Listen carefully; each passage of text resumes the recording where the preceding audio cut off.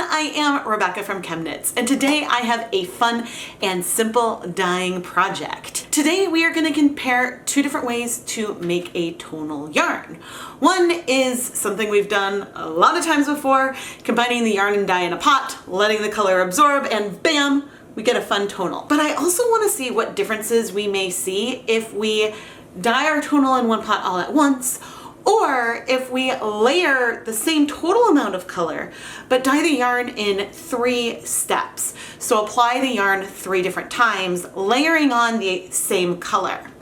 In the past, I have done some exploration of making color mixtures, dyeing them all at once versus layering them one at a time. And the differences can be subtle, but sometimes also you see more shifts in the color because each layer sort of adds on top of each other and evens the color out a little bit more. I'm not expecting that layering the color will give us a semi-solid. I think that we'll still have a tonal. I just think that we might see some fun, extremely subtle, but we might see some fun differences between the two. Our yarn today will be KnitPicks Hawthrone fingering weight yarn. This is a high twist 2-ply yarn that is 80% fine Highland wool, 20% polyamide, and we are gonna dye 400 grams total, 200 grams in each of the 2 situations. I pre-soaked our in in some plain tap water for an hour or so the fibers are well saturated. But I do want to intentionally try to create a situation where colors might strike a little bit fast so we can exaggerate some of the differences we see between our 2 attempts. I have a whole video on dyeing semi-solids versus tonals and the different variables and how changing your temperature, your stirring, and the amount of acid you have in your pot, how things like that, or even starting with wet or dry yarn, how all of those factors can contribute to the evenness of the coverage you see on your yarn. So go and check out that video if you want me to talk more in depth about those variables. I am in a bit of a purple mood today. I mean, I am always in a purple mood, but especially today. So I decided to play with Dharma's Royal Purple, which, to be honest, is a color I have not used that much at this point. I put on my deluxe rubber respirator with P100 filters, safety glasses, and gloves, and then weighed out 2 batches of 2.5 grams of this purple dye. This would give us 1 batch that we will use for our 1 step, and then a second batch of dye that we will divide up for our 3-step process. And the main reason why I'm weighing them out separately here today is that way we know for sure with certainty that we have the exact same amount of dye going into each pot. And so there's no chance that we had a stock and maybe something crashed out and settled, and that could lead to some of the differences we see later on. Although I love making stock solutions, those are always the most accurate when you make them fresh. Some colors perform much better in stocks than others, and so in some cases I've noticed that the colors can get more intense in an old stock when you get near the bottom. This isn't always the case, but for accuracy, mixing up your dyes fresh and weighing them separately is a really great way to do it. As I dissolved our dye into hot water, I did not measure the volume that I was dissolving the dye into because the volume does not matter since we are going to be adding the dye to a much larger volume for our tonal yarn. What matters is the total amount of dye. So as long as I use all of the dye in one of these cups on one of the batches, then we know we have added 2.5 grams of dye onto 200 grams of yarn, giving us a 1.25% depth of shade for our color, which with this royal purple will be very pigmented. In my stainless steel dedicated dye pots that I never use for preparation of food, these are only for dyeing yarn, I have 16 cups of water, and I'm gonna add 6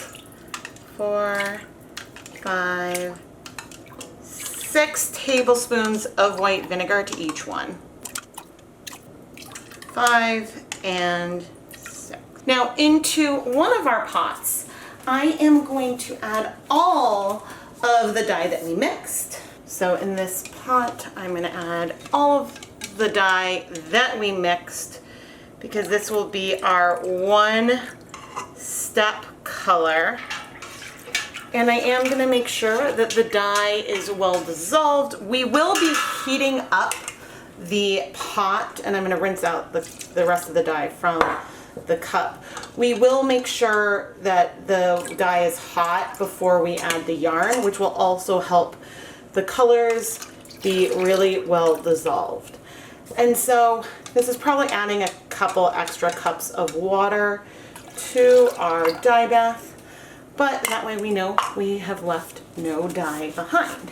So I'm going to go and start heating this one up. Now for our layered tonal, I am going to take this dye right here, and I'm not concerned about having identical amounts of dye for each stage. I just want it to be at least similar. And yeah, that actually looks pretty even. So I'm going to save 2 of those dyes, and we're going to take about approximately a third of the dye and add it into this dye pot, which will give us a lighter appearing color at first that over time should get darker and darker as we layer more color. And I am going to rinse out this cup as well, and then we will start heating up the dye. This is our all-in-one pot, and it is nice and hot. I just actually reduced the heat, so we are a bit below a simmer. And now I've got the 200 grams of pre-soaked yarn, and I am just going to add this to the pot, sort of dip it in, stir it up a bit, and then now I am going to let this sit for 30 minutes. But this one, now I really don't need to do anything. We just need to let all that color absorb. But now let's go and start the first stage of our 3-step process. Okay, this time I have light ties on the yarn, so that way I can try to tell them apart in the end, because there may not be a lot of difference between them. But let's go ahead and add our yarn. This is also nice and hot. Add it all. You can see that it is looking lighter, as it should. It only has a fraction of the dye in here yet, but I am now going to let this heat until the color has all absorbed. It may take 30 minutes, it may take less time, but if it looks like the color is all absorbed, we can go ahead and do the second layer. I'll just keep an eye on it. It has been just a couple of minutes, and a lot of this color has absorbed. There is still a tiny bit of color in the other pot. Most of it has absorbed there as well. But now I want to remove the yarn. Ooh, and see, you can see that we do have tonal variation in here. There are patches where, oh yeah, all that color has absorbed. Perfect. There are areas here in the yarn where we got more color and where we got less. It's nice and steamy, but I think you can still see that. So I will set this aside. We're only going to let it cool for a couple of minutes so I can handle it. But in the meantime, let's come in with our next amount of dye.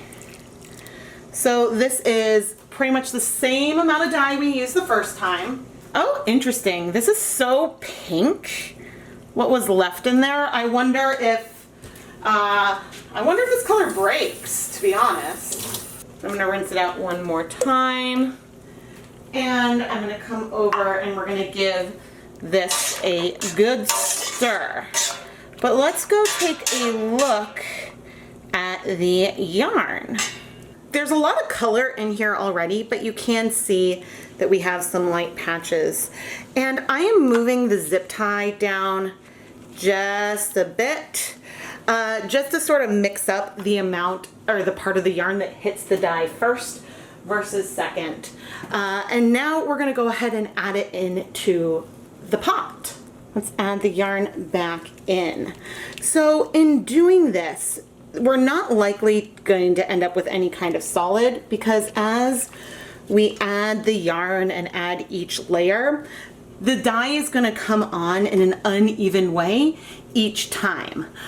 But what this will do is the lightest patches will have more color over them than potentially the lightest patches could on the other pot, because as we move the yarn and add more dye in each step, that is giving us a chance to get some coverage on those areas.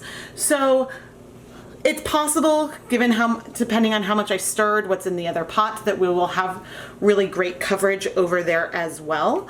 It's just a little difference in what we see. One reason why I wanted to try this project is that there are times when I am layering colors or dyeing yarn and I think, oh, I want a bit more blue, or I want it a bit darker, and then I add more dye.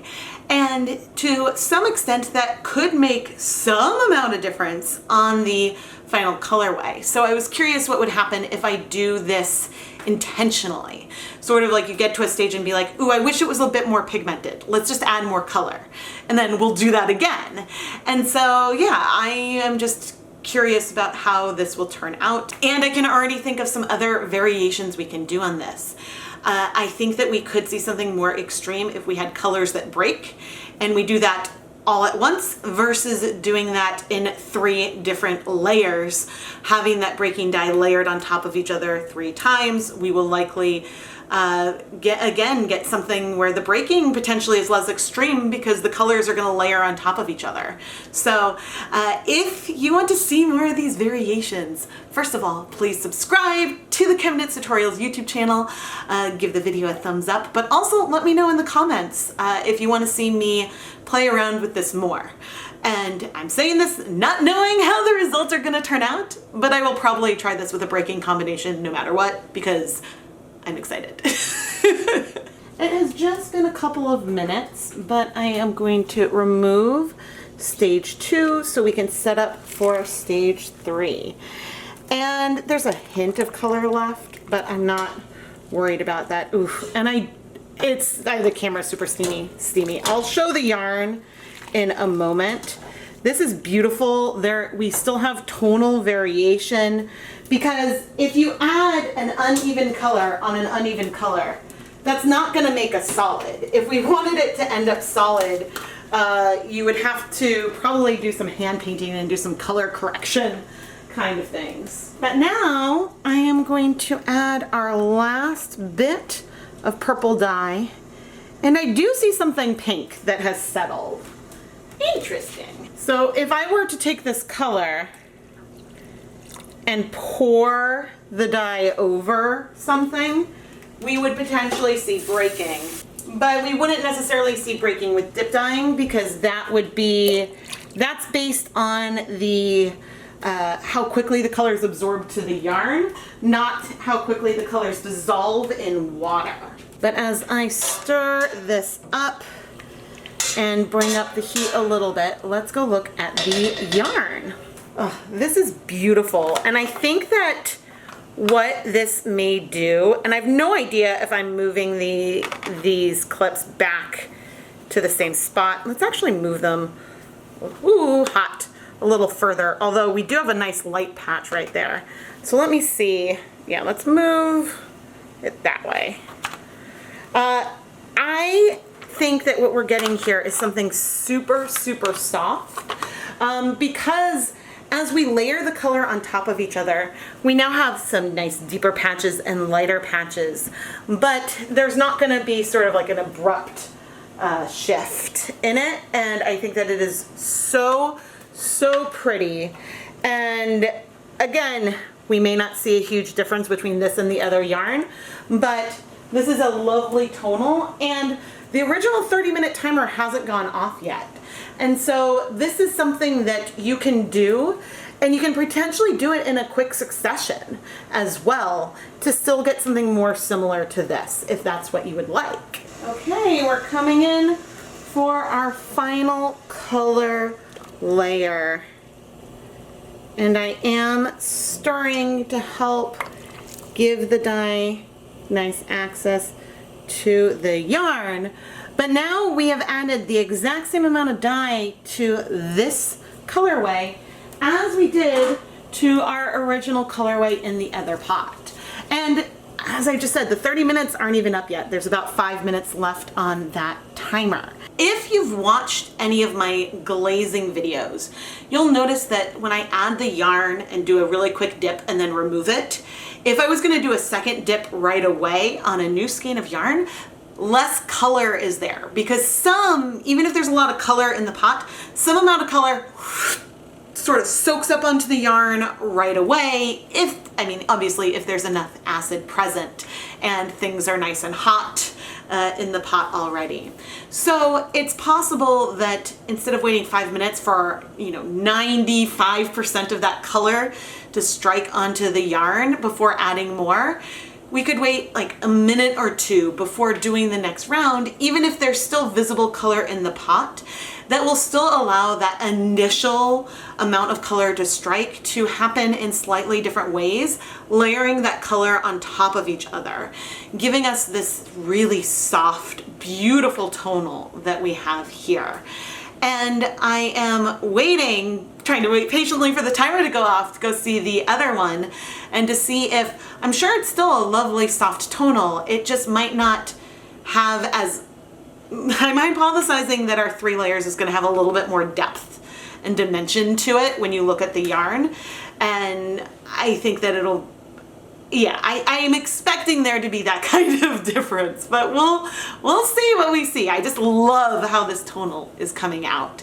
And so, yeah, my point is that you don't have to wait a long period of time necessarily between each step to get that layered tonal, layered single color tonal color. All right, here is our 1-step tonal that we dyed all at once.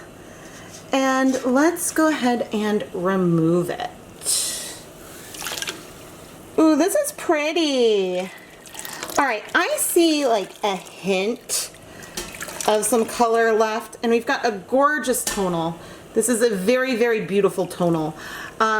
I am gonna add the yarn back in here in a moment, but I'm gonna turn off the heat and let's go ahead and look at this on the counter. Here is our beautiful tonal. You can see some of the layer of color even with things nice and hot. I think the big difference is that some of these tonal patches, some of these lighter patches might be a bit longer. And even though it's not like a smooth light patch, I think that we might see more smaller shifts of color on the other yarn. That's my hypothesis, and that's kind of what we've started to see after just 2 steps. But I'm going to go ahead and place this back in the pot and let it cool off really slowly there so we can absorb any residual color. Extra time won't hurt it at all. And in 20 minutes I'll check in on our 3-step processed yarn and we'll see how that's doing.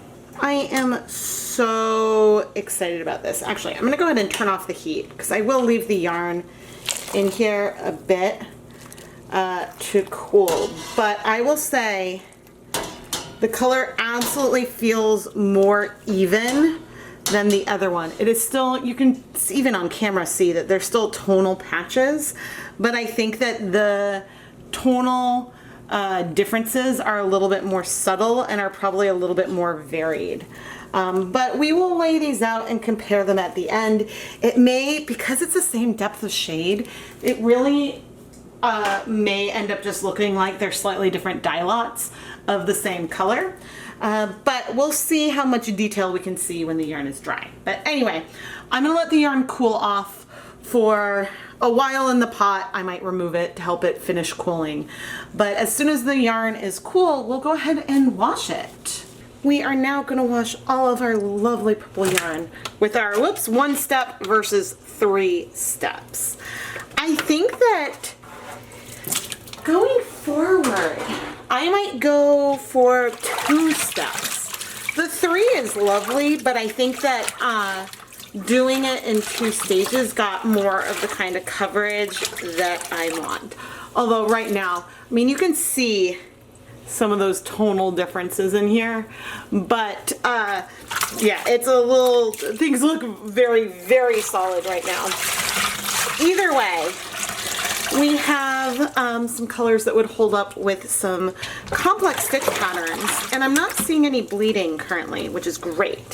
The one thing I will say is that it's a little dark for some complex stitch patterns, and so sometimes it can be really hard to see cables and lace when yarn is dark, but it should look lighter once it does dry. So I'm not that worried. But ooh, I need to use this purple more. I feel like electric violet is one I always go for, but this is a good purple. It is a very good purple. And I was just talking, the water's clear, in the comments on another video, that I am a fairly purple purist, and that to me, purples are very, very close to blue and not very close to red. But you can disagree with me if you'd like. But anyway, we have no bleeding here, and I'm washing all 4 skeins at the same time. I am going to finish rinsing out all the soap, put the yarn through my spin dryer, and then we can come back and look at the dry yarn and give a good comparison between these 2 techniques. It is now time for the moment of truth. And this is odd. The colors don't feel identical to me. This feels almost more pink. This one feels a little bit deeper and more saturated, even though there's light and dark patches in here. But the darkest sections feel different to me. And it's the exact same color. We measured out the exact same amount of dye. The colors aren't perfect, and I haven't even gone into which is which, but the tone of the color is different. The one in front feels a hair bluer. I mean, maybe there's other areas that have closer to the same color. Maybe it really is just as I suggested at one point, and that when you layer the color multiple times, since there are some areas that might pick up the most pigment on each of the layers, you could end up with sections that are deeper than maybe what we see when we do it all at once. I would say there is a bit more contrast within the skein that we dyed all at once. And let me bring you in a little closer. I have no idea how well it's showing up on camera, but there are areas that feel almost glazed, where it feels like the dye application is extremely shallow and you almost see some of the original color coming through. There may be a few elements on the skein that we dyed multiple times, but I think that, again, from dyeing it multiple times, that allowed us to get, even if we were layering light coverage, it allowed the coverage to be slightly different. So there's slightly less types of variation.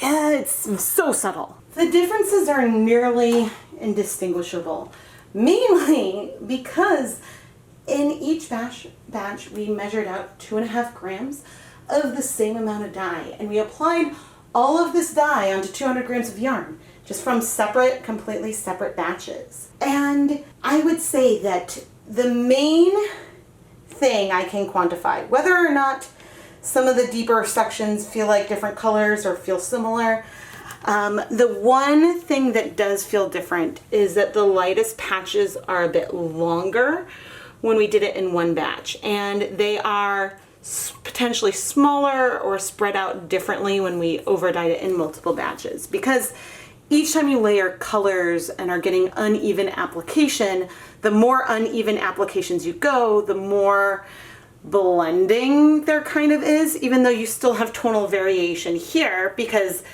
again, if you have the dark on top of the dark, it's not going to give you even coverage, but it will sort of mix up some of the dark, light, and medium patches a little bit more. I think I need to redo this experiment, but going for something that is less saturated overall, because that way some of the little differences in the yarn would be a little bit more obvious, just a little bit.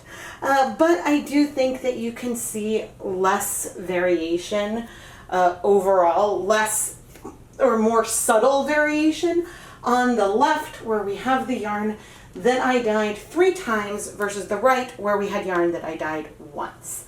And so if you want color that is more solid, there are many things that you can do that don't involve dyeing it multiple times. Start cold, use no acid, let the yarn soak slowly, bring up the heat and bring up the acid to let those colors absorb slow. You can use something like Glauber salt to slow down the process even further, and that can help you get even color coverage. Today, I wasn't going for even. I was using conditions where I wanted the colors to start striking quickly because I wanted tonal variation. But there are times when I dye a tonal and I'm like, you know, I wish that it was a tonal, but I want it to be really subtle. I want a subtler tonal. And I think the way to achieve that and to not have as much extreme light and dark, but still have variation, is to dye the yarn in stages. So anyway, if you would like to see me try this again, well, first of all, subscribe and turn on notifications, but leave a comment below and suggest a color. Almost all the yarn that I dye ends up in the ChemKnits Creations Etsy shop, which, by the way, is a really great way to help support the content here on this channel. But if there's a color that feels missing from the shop and that you would really like me to add, yeah, let's suggest that down below, especially when it comes to tonals. I mean, I am usually in a purple mood, but I am open to playing with other colors. But anyway, I am Rebecca from ChemKnits, and thank you so much for watching.